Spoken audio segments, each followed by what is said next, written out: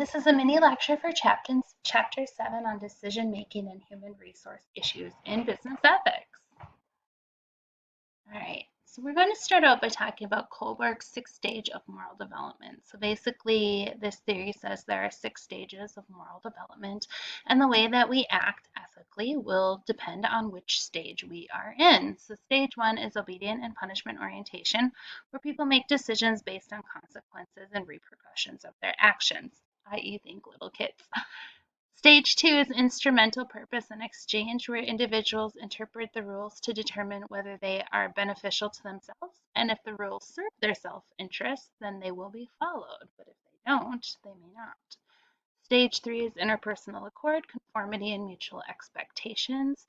Here, interpersonal relations and mutual respect affect decision making, and the individual acts based on what is expected of him or her by others. Stage 4 is social accord and system maintenance, where decisions are made on obligations and duties that the individual has accepted that they have. Stage 5 is a social contract and individual rights, where the individual supports the rules that agree with what society kind of says the rules should be and what society says is right and wrong. And then stage 6 looks at the universal ethical principles, where an individual is governed by his or her own chosen ethical principles. And you can see how you kind of might move through the stages throughout your lifetime and maybe eventually get to stage 6.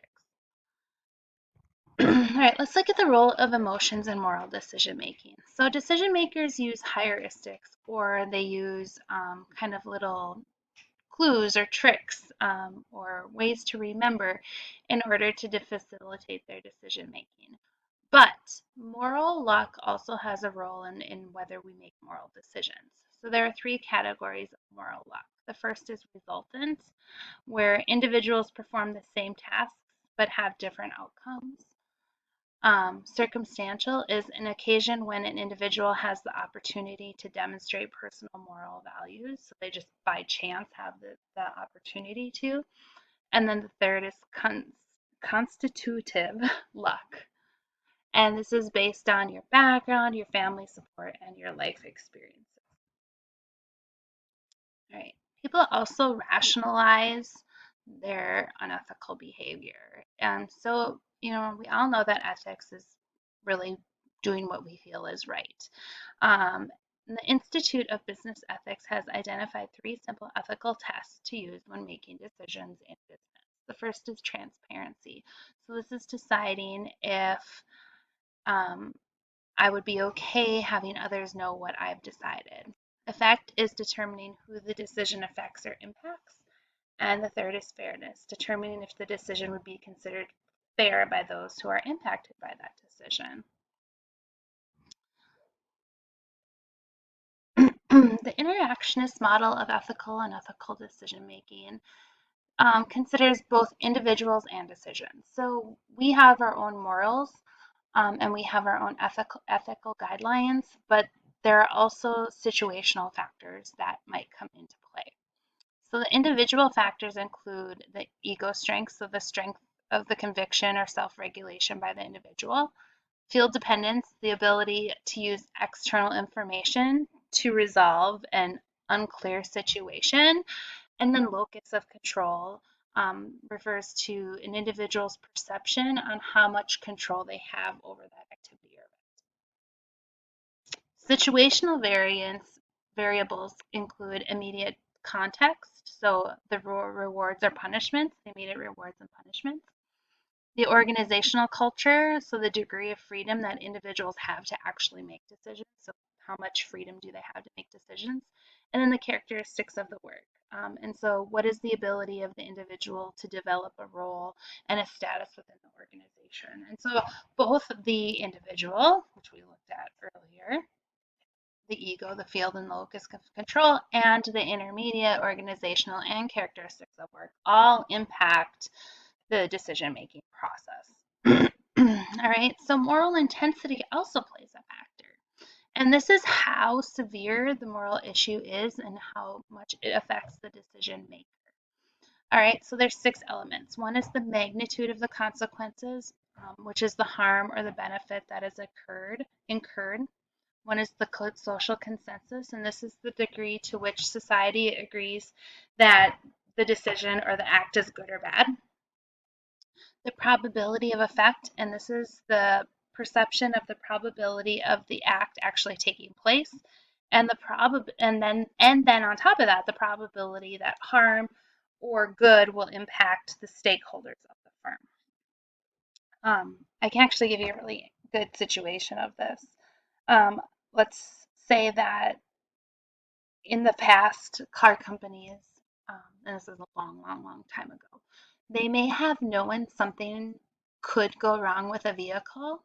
They may have known a part could be faulty, and they may have known it could have caused harm, but the chances of it actually happening were very slim, so they actually didn't fix it. And so this is a situation where, well, I'm not going to do the ethically right thing because the chances of it actually happening aren't very high. And there have actually been situations where people have lost their lives or have been severely harmed because decisions were made based on the probability. Temporal immediacy is the time between the decision and its consequences. So, how quickly the consequences will occur between the decision time and when the consequences occur. The proximity or the closeness that the person making the decision the decision maker has with people who would be impacted by the outcome of that moral dilemma. And then the concentration of effect is the number of people that have a large stake in the actions of the firm that are impacted by that decision. So how many people are going to be affected? The role of power and influence. Okay, here's another one. The context. So power and influence also play a role in ethical decision making. So managers can, in some situations, have power over their subordinate. And so it's really important that managers don't cross ethical or legal boundaries and abuse that power. And so basically, managers need to only exercise their power if it will benefit the best interests of the firm, and it's both legal and accepted by cultural standards. So if it's both legal and it's considered to be ethical. So they should make decisions based on what's best for people who have interest in the firm, if it's legal, and if it's culturally accepted. All right, influence is also kind of similar in this, and this is the ability to change the viewpoint of another person. And so this comes into play when somebody maybe doesn't have formal authority, like maybe isn't a manager, but is a leader, or maybe a lot of people look up to this person. And so um, influencers can either adjust people's viewpoints in an ethical way or in an unethical way. And I think that we've talked about, well, I think we've talked about in this class, but there's charismatic leaders, and charismatic leaders are people that they're just natural leaders. They get people to follow them, they get people to do things their way, and there can be both good and bad charismatic leaders. So we have seen, I'll just give you an example.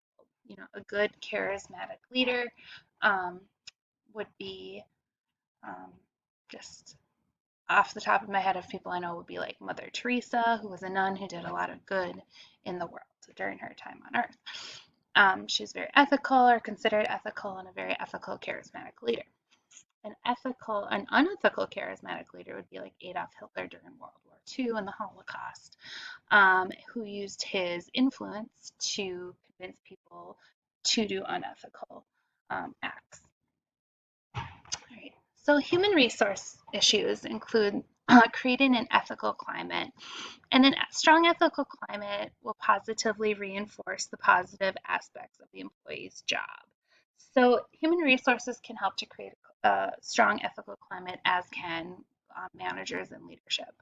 Employee commitment, getting employees committed to the goals and values of the firm, helping them to stay loyal. An ethical fit, making sure that the ethics of the person align with the ethical viewpoints of the firm. This can be done in the interview stage or when people are being hired. And then organizational justice. So distributive is just being fair in decision making, and procedural is following the rules, being compliant with the rules. Workplace diversity can also come into play in ethics. We've seen, I mean, diversity comes in a variety of different ways. So often I think that we think diversity is in demographics or genders, our ethnic backgrounds, our belief systems, our ages, but it's so much more. It can be our traits, so our personalities, it can be our skill sets, it can be our education, our professional backgrounds. And so ensuring diversity in the workplace is really important, but it can also impact ethics. Okay, next, we're going to look at the ethical climate and organizational misbehavior. So there are times when people are unethical in the workplace. And so organizational misbehavior or misconduct occurs when an employee or a group of employees defies or violates norms, values, standards, or proper conduct. And there's three different types. There's type S, which is misconduct that benefits oneself. Type O is misconduct that is intended to benefit the organization. And type D is misbehavior that actually inflicts damage on the organization. So type S might be like, oh, I'm going to do this. I'm going to say that I made this sale because I'll make commission on it, because it benefits me. Type O would be like, oh, I'm going to lie about this product because I want to make the sale because our company needs the money. And type D would be where you actually do harm to the organization in some way. There's other types of deviance or deviant misbehavior. So there's production deviance where you are actually not producing or not doing your work. So pretending to be sick, to miss work, using a firm's equipment for personal use. Those are two examples. Political deviance is acting in an uncivilized manner or accusing and blaming people for mistakes they didn't do. Property deviance would be like stealing or accepting bribes. And then personal aggression is actually physical or verbal aggression. And a boss refusing to provide resources when promised. Employee theft is also a huge thing. I don't know about you, but in my many years of working, especially when I worked in retail, it was pretty common I don't want to say common, but there were people who did. And so this is the most common, and the reasons are for different reasons. Some people just do it because they can. Maybe they don't like the company. Maybe they think it's okay. Maybe they need money. And so this can be done. We can try to prevent this by screening employees, monitoring them, and taking disciplinary action when this occurs. Harassment is another issue that occurs in the workplace, sexual harassment, and there are laws that say that sexual harassment is illegal, and there's two types. One is quid pro quo, and this is when the harasser will provide, or a victim is expected to provide a sexual favor in return for a job favor or a promotion or a bonus, or to just keep their job. And a hostile work environment is when you create an uncomfortable environment, which ultimately decreases that employee's productivity or commitment, or eventually makes them leave. Office bullying is also an issue. It can be verbal, it can be physical. It's really hard to prove and to actually legally prove. It can be peer-to-peer, it can be boss to subordinate, and so it's important to have policies about office bullying and to take action as soon as necessary. Employee monitoring is a system to balance the needs of the firm and the privacy rights of the individual. Sometimes firms will monitor their employees either at work, viewing their social media, going through their emails and messaging, monitoring their personal web posts. This is a huge area of ethics right now, and I think we're going to see a lot more coming out of this area soon. So that is our mini lecture for Chapter 7. As always, contact me